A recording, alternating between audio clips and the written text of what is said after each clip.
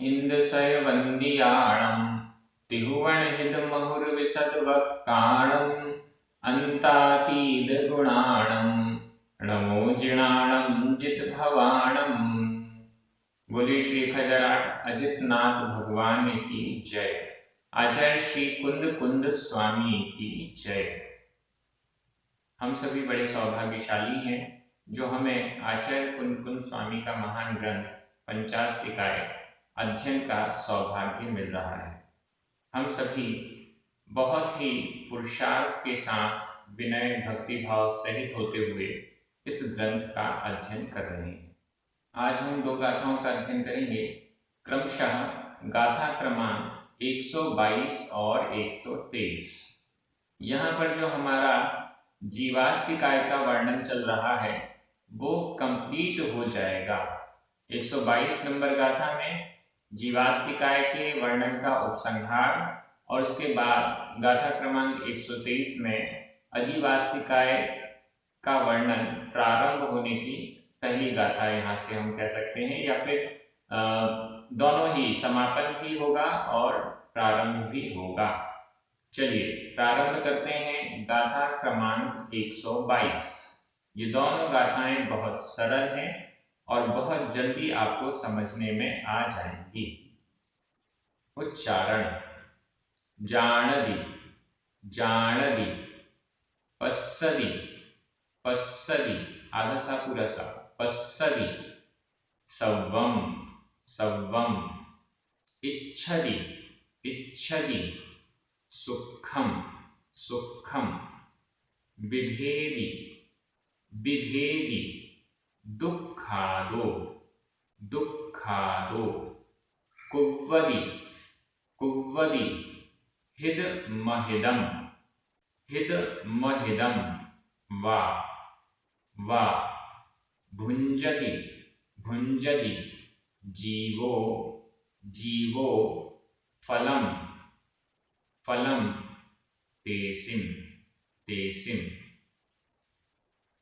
जानदि पस्सदि सव्वम जानदि पस्सदि सव्वम, इच्छदि सुखम बिभेदि दुःखादो इच्छदि सुखम बिभेदि दुःखादो, कुव्वदि हिदमहिदं वा कुव्वदि हिदमहिदं वा, भुञ्जति जीवो फलं तेसिं भुञ्जति जीवो फलं तेसिं।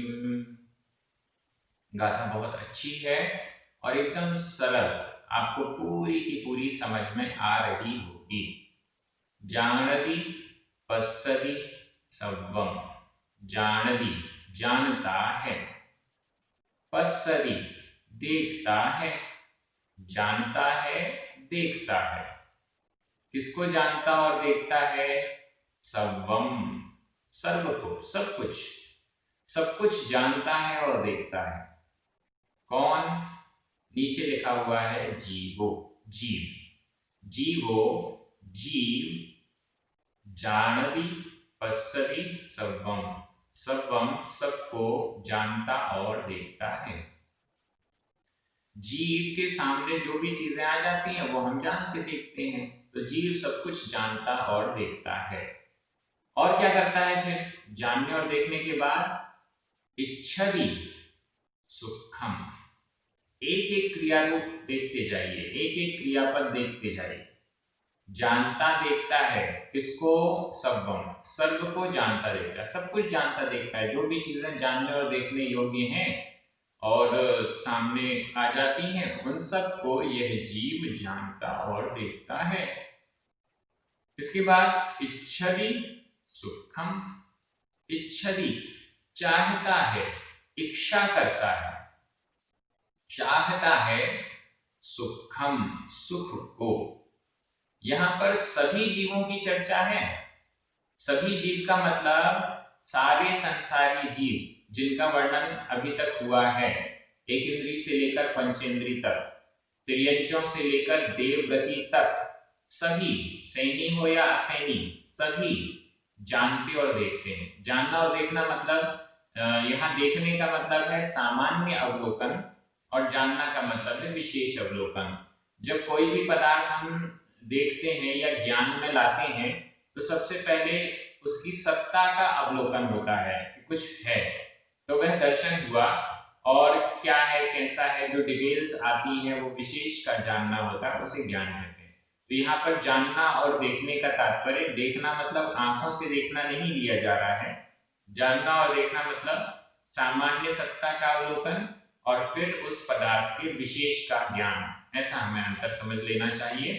तो चाहे एकेंद्रीय जीव हो या पंचेंद्रीय, सभी जानते देखते हैं, सब कुछ जानते देखते हैं। जो जो पदार्थ जीव के सामने आता है, जैसे आता है, जैसे उसके इंद्रियों का इत्यादि का विषय बनता है, वो जीव उसको जानता और देखता है। सब्बम। इसके बाद क्या करता है? इच्छादि, इच्छा करता है। सुखम, सुख की इच्छा करता है। सभी जीव सुख की इच्छा करते हैं, सुख चाहता है। कोई भी ऐसा जीव नहीं है जो दुख चाहता हो। सभी जीव इच्छादि, चाहता है सुखम, सुख। जीव सुख चाहता है। और क्या? विभेदी, डरता है। विभेदी, डरता है। दुखादो, दुख से, दुख से डरता है।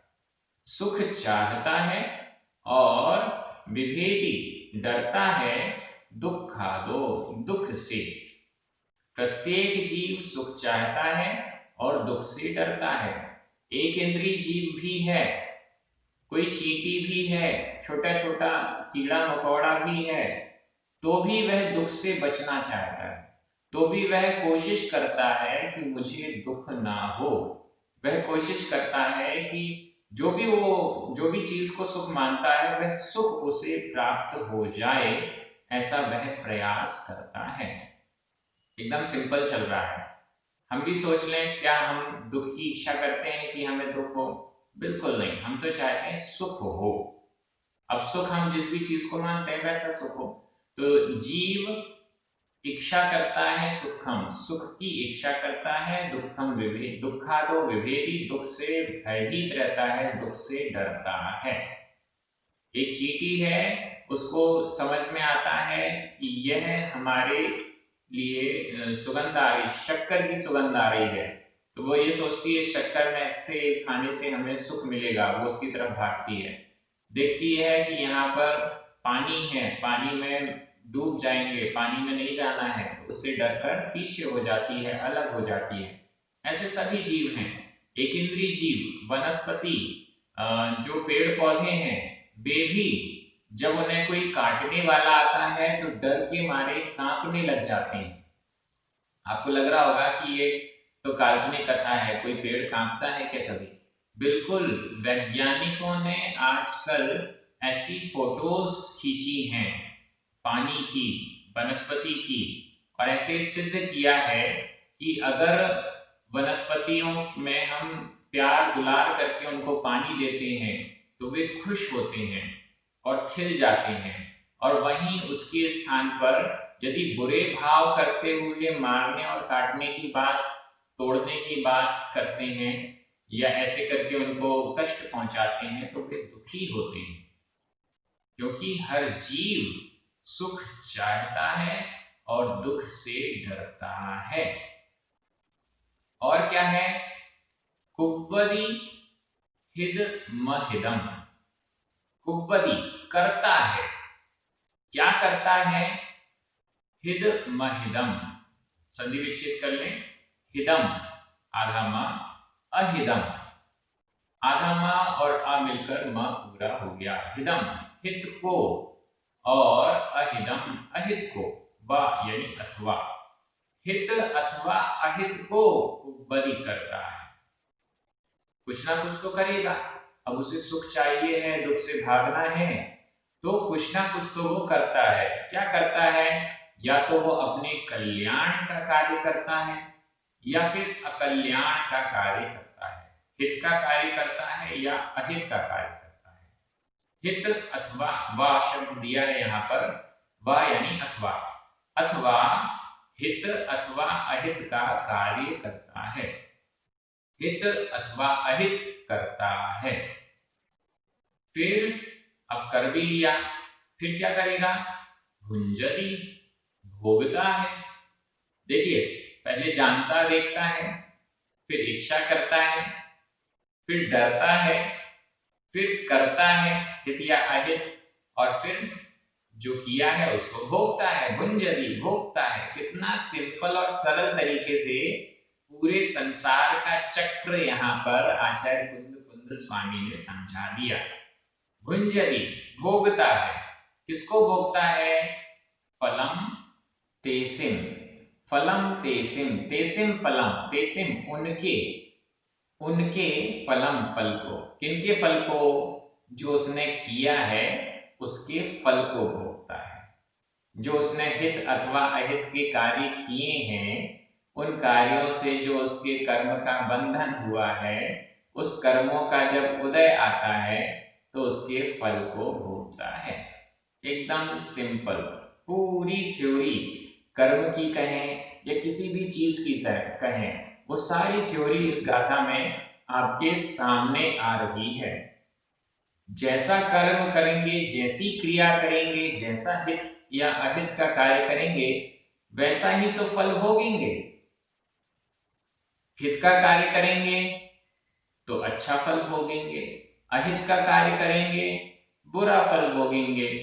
चोरी करेंगे जेल जाएंगे, दान करेंगे भोग भूमि में या स्वर्ग में जाएंगे, भोगों की प्राप्ति करेंगे। कोई भी कार्य, अच्छे अच्छे कार्य करेंगे अच्छा अच्छा फल, बुरा बुरा कार्य करेंगे बुरा फल मिलेगा। तो यह सभी जीवों को ऐसा होता है। अब इसमें एक चीज और, ऊपर वाली गाथा जो इंद्रिय और शरीर की चल रही थी, उसको भी हम यहाँ पे ले आते हैं। जीव कैसा है, जानता और देखता है। इंद्रियां और शरीर ना तो जानती है ना देखती है। इंद्रियों के माध्यम से, शरीर के माध्यम से जीव जानता देखता है। इच्छति सुखम, इच्छा करता, जीव सुख की इच्छा करता है। इंद्रियां और शरीर सुख की इच्छा नहीं करते, न दुख की इच्छा, कोई इच्छा नहीं करते। जीव विभेदी दुखादो, दुख से डरता है। इंद्रियां और शरीर दुख से नहीं डरते। डरने का काम इंद्रियां और शरीर का नहीं है। मुझे डर लगता है इसलिए मैं अपना हाथ अग्नि पर नहीं रखता हूं, लेकिन हाथ को डर नहीं लगता, हाथ को डर नहीं लगता।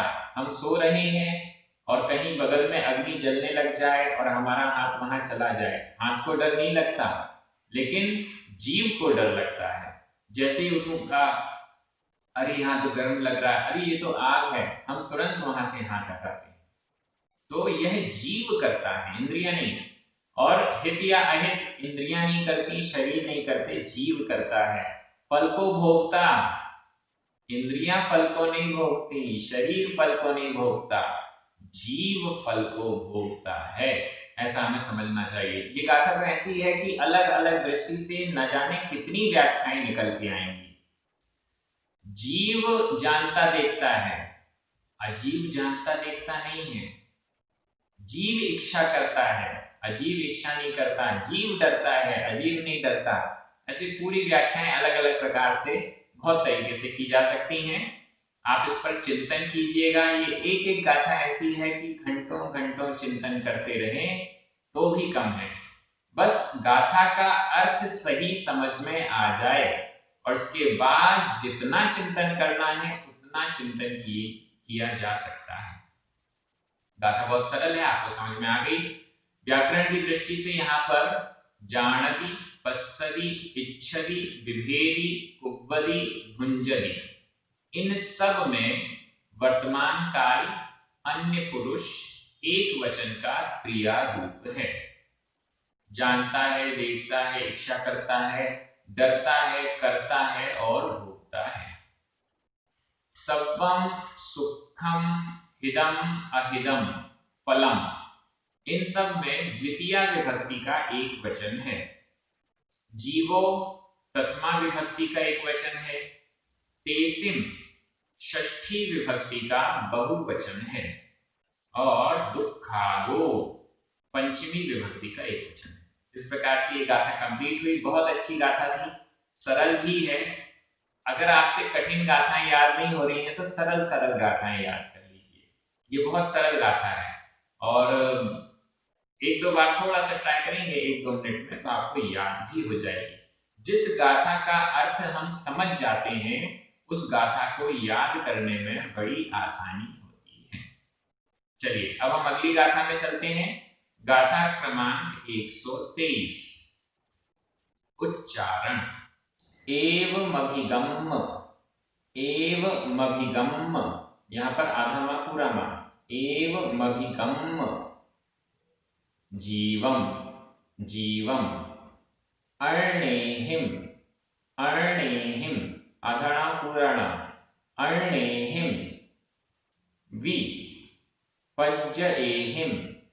पज्जएहिम, यहां भी आधा जा पूरा जा, पज्जएहिम, बहुगेहिम, बहुगेहिम, अभिगच्छतु, अभिगच्छतु, अज्जीवम, अज्जीवम, णाणन्तरिदेहिम, णाणन्तरिदेहिम,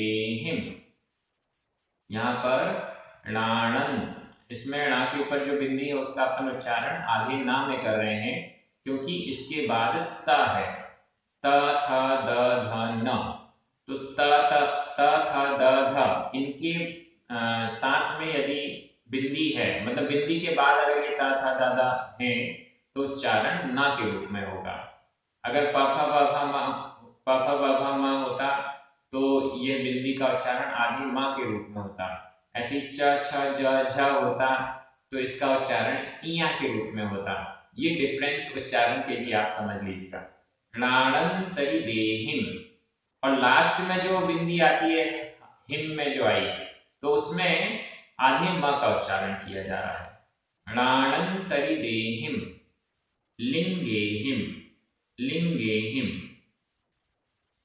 एवमभिगम्य जीवम, एवमभिगम्य जीवम, अर्णेहिम विपज्जएहिम बहुगेहिम, अर्णेहिम विपज्जएहिम बहुगेहिम, अभिगच्छतु अज्जीवम, अभिगच्छतु अज्जीवम, णाणन्तरिदेहिम लिंगेहिम, णाणन्तरिदेहिम लिंगेहिम। गाथा बहुत अच्छी है। पहली वाली लाइन में जीवास्तिकाय का वर्णन कंप्लीट हुआ ऐसी सूचना दी जा रही है और इसके बाद अजीव अस्तिकाय का वर्णन प्रारंभ कर रहे हैं ऐसी सूचना दूसरी लाइन से है। तो यह एक संक्रमण वाली गाथा है कि पहला वर्णन हो गया, अब अगला वर्णन सुनिए। एवं अभिगम, संधि विच्छेद देखें, एवं आधा म, अभिगम अ, आधा मा और अ मिलकर मा पूरा हो गया। एवं इस प्रकार, अभिगम जानकर, इस प्रकार जानकर, जो ऊपर वर्णन हुआ इस प्रकार से जानकर। अभिगम यह संबंधक भूत कृदंत है, इसका संबंधक भूत कृदंत का अनियमित प्रयोग है। अभिगम जानकर, इस प्रकार से जानकर, किसको जानकर? जीवम, जीव को इस प्रकार से जानकर। कैसे जाना गया है? अन्नेहिम विपज्जएहिम बहुगेहिम, तीनों में तृतीया विभक्ति का बहुवचन है। अन्य बहुक बहुत पज्जएहिम पर्यायों के द्वारा, अन्य बहुत सी पर्यायों के द्वारा जीवम जीव को अभिगम जानकर, बहुत अलग अलग तरीके से जीव का व्याख्यान यहाँ पर किया गया है। इंद्रियों की दृष्टि से, शरीर की दृष्टि से और गति की दृष्टि से, और भी जो वर्णन किया गया है इसके अलावा भी अन्य अनेक दृष्टियां हैं। अन्नेहिम बहुगेहिम पज्जएहिम, अन्य बहुत पर्यायों के द्वारा जीवम जीव को अभिगम जानकर। कैसे?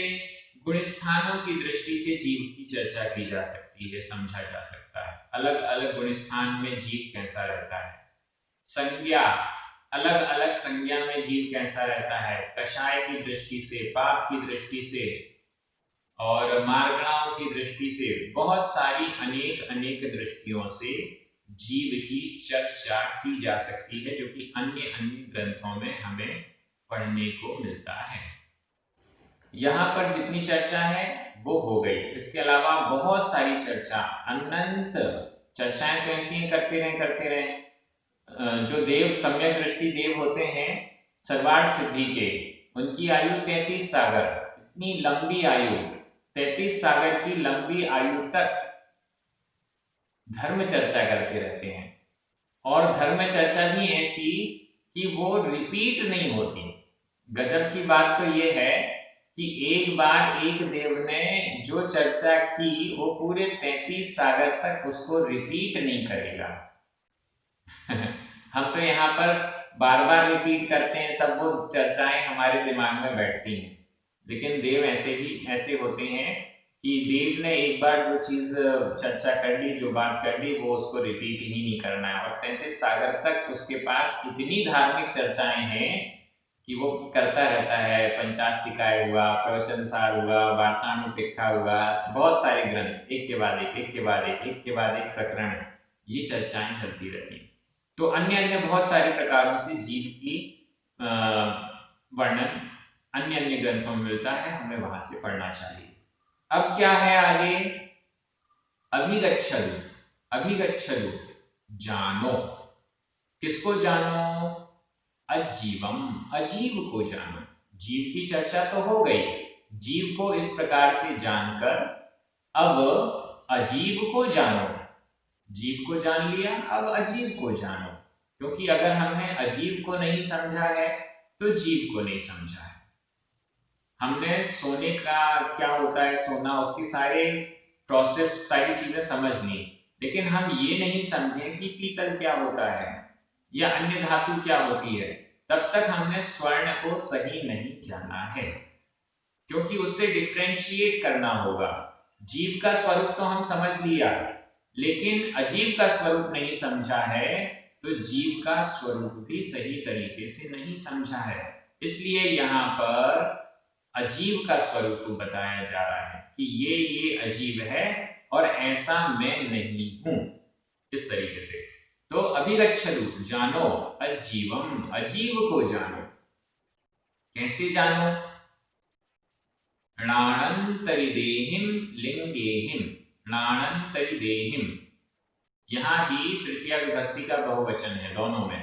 णाणंतरिदेहिम, संधि विच्छेद कीजिए, णाण प्लस अंतरिदेहिम, अंतरिदेहिम अंतर, णाणंतर, णाण, णा में आ, अंतर का आ, दोनों मिलकर बड़ा आ हुआ, लेकिन यहाँ पर आधा ना और ता, ये बिंदी जो है वो आधा ना है और ये ता संयुक्त अक्षर हो गया, तो इससे पूर्व जो दीर्घ स्वर है उसको ह्रस्व कर दिया गया, छोटा कर दिया गया।